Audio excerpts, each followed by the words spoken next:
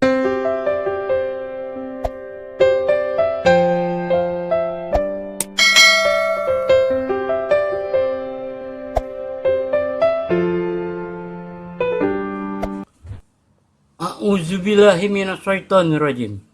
Bismillahirrahmanirrahim. Assalamualaikum warahmatullahi wabarakatuh. Tata cara berdoa agar mudah dikabulkan Allah. Sholat itu adalah doa. Jadi berdoa itu bisa di dalam sholat dan bisa di luar sholat. Waktu yang mustajab dalam berdoa. Di antara waktu yang mustajab adalah 1. Hari Arafah, 2. Bulan Ramadan, 3. Sore hari Jumat, dan 4. Waktu sahur atau sepertiga malam terakhir. Nabi SAW bersabda, Allah turun ke langit dunia setiap malam. Ketika tersisa sepertiga malam terakhir, Allah berfirman, siapa yang berdoa kepadaku, aku kabulkan. Siapa yang memintaku, aku beri. Dan siapa yang meminta ampunan, pasti aku ampuni. Hadis riwayat Muslim. Menghadap kiblat. Dari Jabir radhiyallahu anhu bahwa Nabi SAW ketika berada di padang Arafah beliau menghadap kiblat dan terus berdoa sampai matahari terbenam. Hadis riwayat Muslim. Menatap langit ketika berdoa. Sebagaimana kita ketahui bahwa langit bukanlah kiblat untuk berdoa. Kiblat ibadah bagi umat Islam di seluruhnya ialah Ka'bah. Ijma ulama berpendapat bahwa menatap langit ketika sholat adalah hal yang dilarang. Rasulullah bersabda, suatu kaum berhenti menatap langit saat sholat, atau jika tidak, maka mereka tidak dikembalikan seperti semula. Hadis riwayat Muslim. Berdoa di luar sholat dengan menatap langit, menurut mayoritas ulama memperbolehkannya. Dasarnya yaitu hadis Rasulullah SAW menatap ke langit sambil berucap, Ar-Rafiq Al-Ala, Allah yang Maha Luhur, ketika sedang sakit yang terakhir pada waktu wafat beliau. Mengangkat tangan. Dari Salman radhiyallahu anhu bahwa Nabi sallallahu alaihi wasallam bersabda, sesungguhnya Tuhan kalian itu malu dan Maha memberi. Dia malu kepada hambanya ketika mereka mengangkat tangan kepadanya, kemudian hambanya kembali dengan tangan kosong, tidak dikabulkan. Di riwayat Abu Daud, Tirmizi, dan beliau mengatakan hasan. Cara mengangkat tangan. Ketika meminta, tengadahkan kedua tangan setara dengan bahu. Dalam istighfar, nunjuk dengan jari. Cara ini khusus ketika zikir dan tasawuf dalam sholat. Juga ketika memuji Allah dan mengucapkan tahlil, mengucap la ilaha illallah di luar sholat. Saat ibtidah, mengadu, mengeluh, julurkanlah kedua tangan. Cara ini khusus saat dalam kesulitan dan cemas, ketika seperti kemarau panjang atau datangnya musuh. Caranya, mengadahkan tangan ke arah langit sampai terlihat ketiak.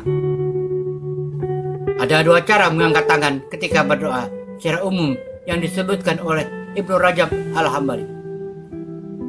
Pertama, mengangkat tangan dengan menjadikan bagian punggung telapak tangan ke arah kiblat, kemudian sambil berdoa menghadap kiblat, sedangkan bagian dalam telapak tangannya diarahkan ke arah wajah.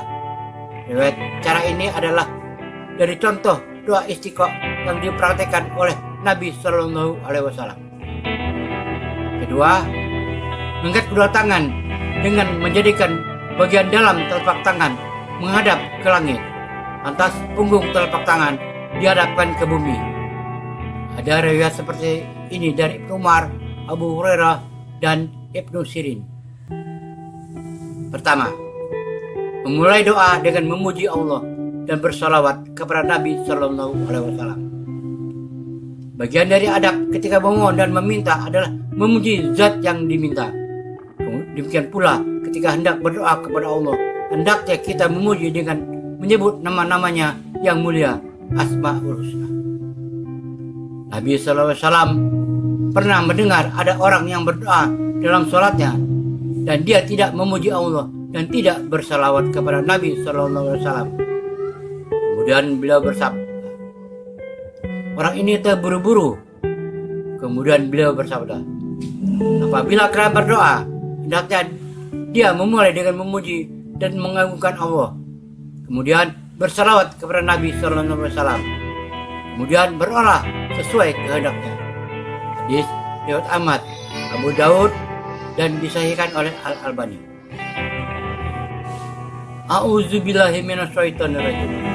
Bismillahirrahmanirrahim. Alhamdulillahirabbil alamin. Hamda yuafi ni'amahu wa yukafi mazidah. Ya Rabbana lakal hamdu kama yanbaghi li jalali wajhika wa azimi sultanik. Aku berlindung kepada Allah dari godaan setan yang terkutuk. Dengan nama Allah yang Maha Pengasih lagi Maha Penyayang.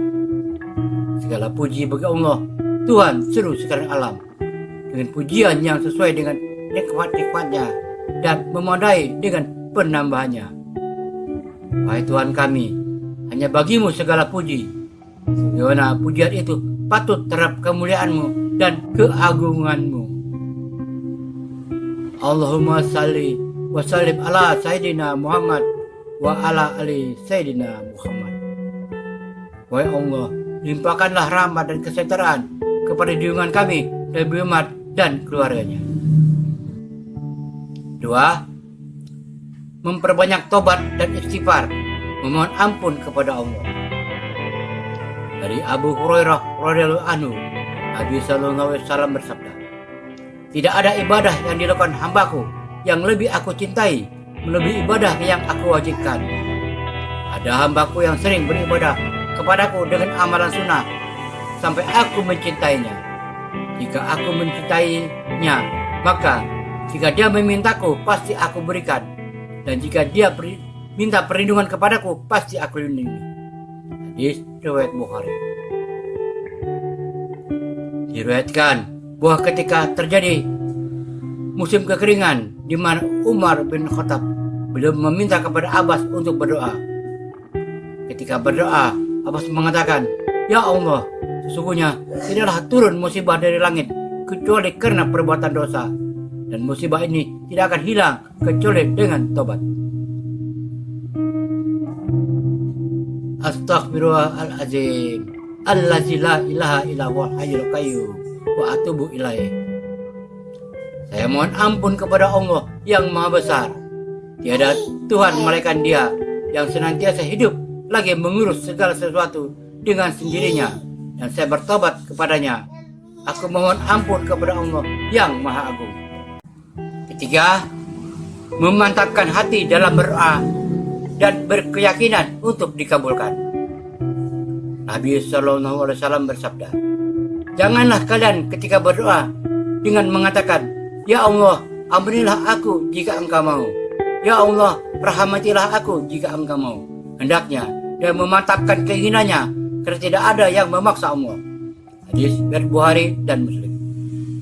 Dari Abu Hurairah radhiyallahu anhu, Nabi SAW bersabda, apabila kalian berdoa, hendaknya dia memantapkan keinginannya, karena Allah tidak keberatan dan kesulitan untuk mewujudkan sesuatu. Hadis riwayat Ibnu Hibban dan disahihkan oleh Shu'aib Al-Arnaud. Di antara bentuk yakin ketika berdoa adalah hatinya sadar bahwa dia sedang meminta sesuatu. Dari Abu Hurairah radhiyallahu anhu, Nabi SAW bersabda, berdoalah kepada Allah dan kalian yakin akan dikabulkan. Ketahuilah, sesungguhnya Allah tidak mengabulkan doa dari hati yang lalai dan lengah dengan doanya.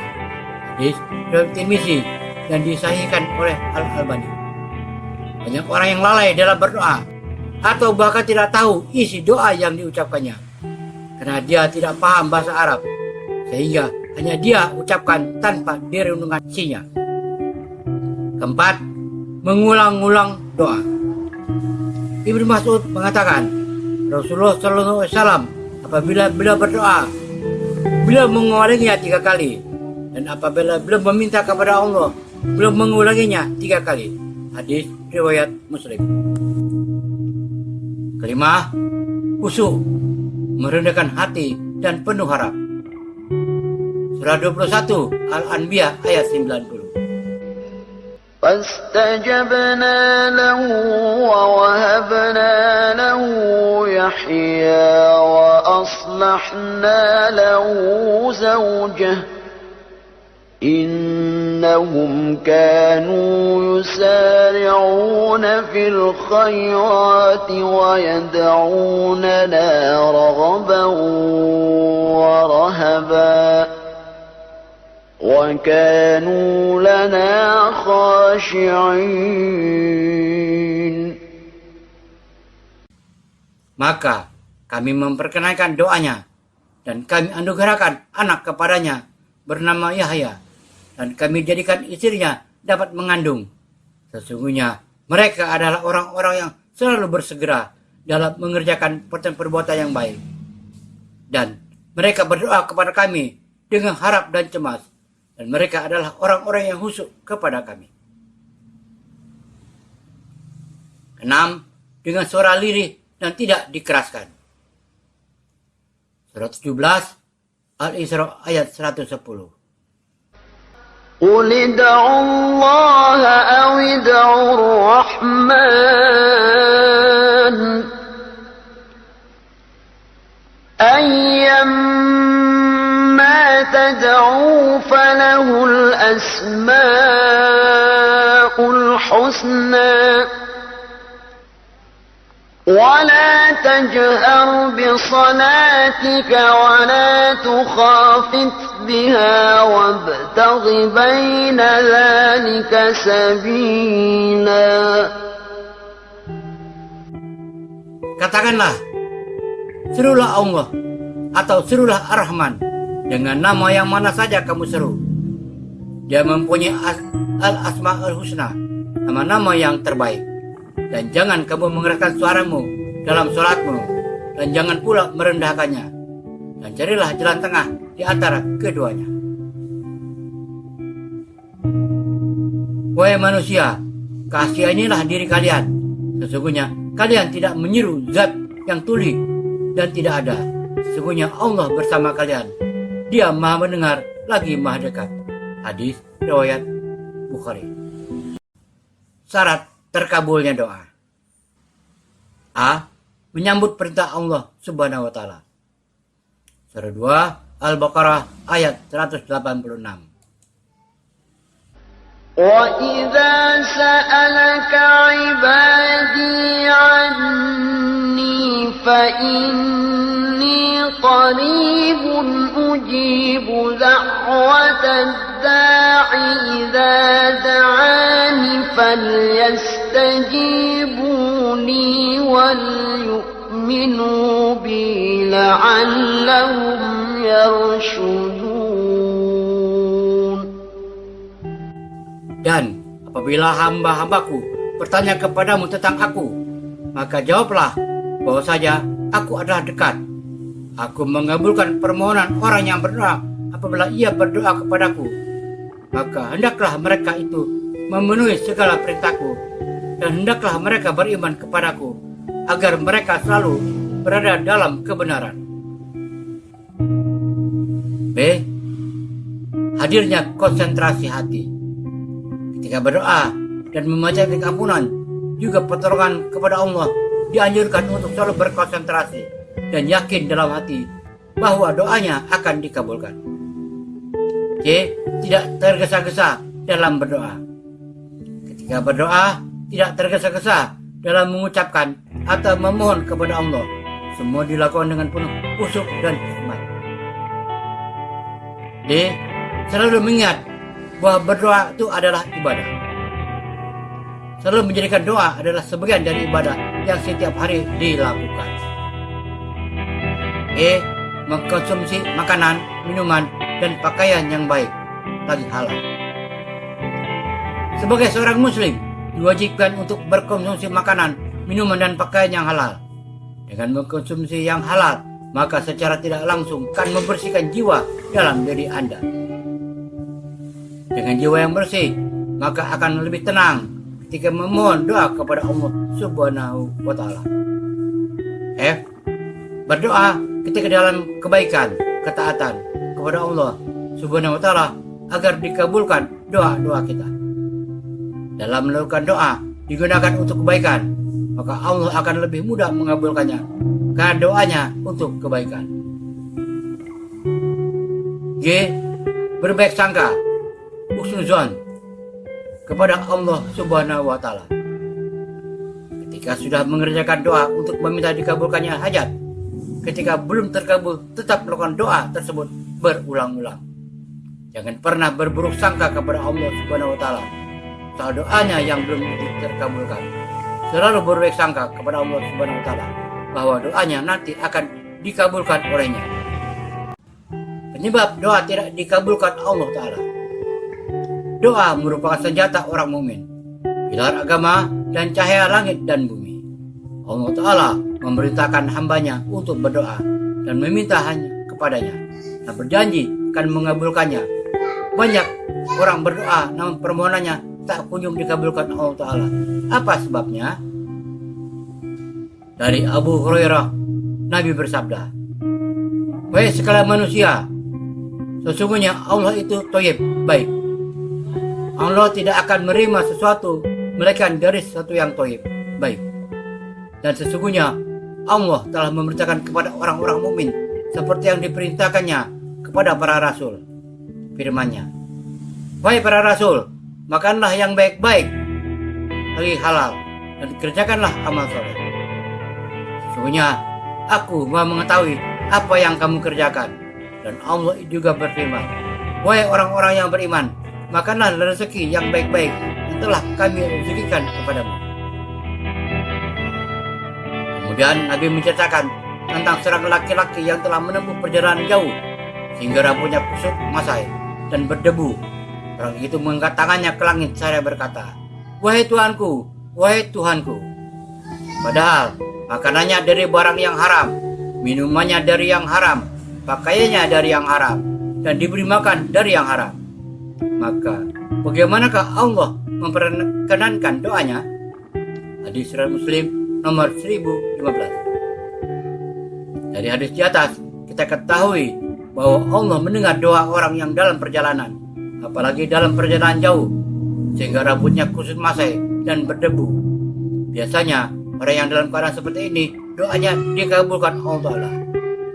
Namun ternyata Allah tidak memperkenankan doanya karena makanannya dari barang yang haram, minumannya dari barang yang haram, pakaiannya dari barang yang haram, diberi makan dari yang haram. Itu pula Nabi mengatakan pada saat bin Abi Waqqas radhiyallahu anhu, "Perbaikilah makananmu, maka doamu akan mustajab." Di riwayat At-Tabrani. Ada yang bertanya kepada Sa'ad bin Abi Waqqas, "Apa yang membuat doamu mudah dikabulkan dibanding Rasulullah yang lainnya?" "Saya tidak memasukkan satu suapan ke dalam mulutku, melainkan saya mengetahui dari manakah datangnya, dari mana akan keluarnya," jawab Sa'ad. Makanan yang haram yang masuk ke dalam tubuh akan menjadi darah dan mengalir ke seluruh tubuh, sehingga tubuh kita akan dipenuhi barang yang haram. Itulah sebabnya doa tidak dikabulkan Allah Ta'ala. Jadi yang paling utama, jagalah makanan dan minuman dari barang yang haram. Carilah rezeki yang halal. Niscaya doa akan dikabulkan Allah Ta'ala.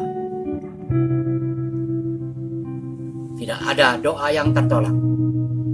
Jika kita melaksanakan tata cara berdoa sesuai itu di atas, tapi doa tersebut kita belum dikabulkan, sebenarnya semua doa dikabulkan oleh Allah Ta'ala. Ada 3 jawaban atas doa tersebut. 1. Doa tersebut dikabulkan di dunia, namun waktunya sesuai kebutuhan orang tersebut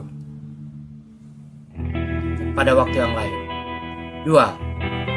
Doa tersebut dikabulkan, namun diganti dengan yang lain, yang bukan permintaan kita, sesuai dengan manfaat dari orang tersebut. 3. Doa tersebut ditahan dan diganti nanti di akhirat. Ada orang ketika di akhirat harus diazab karena dosanya, namun malaikat tidak mengazabnya. Orang itu bertanya, "Mengapa aku tidak diazab karena dosaku itu?" kamu terjazab karena doamu ketika di dunia. Wallahu alam bisawab. Semoga bermanfaat. Assalamualaikum warahmatullahi wabarakatuh.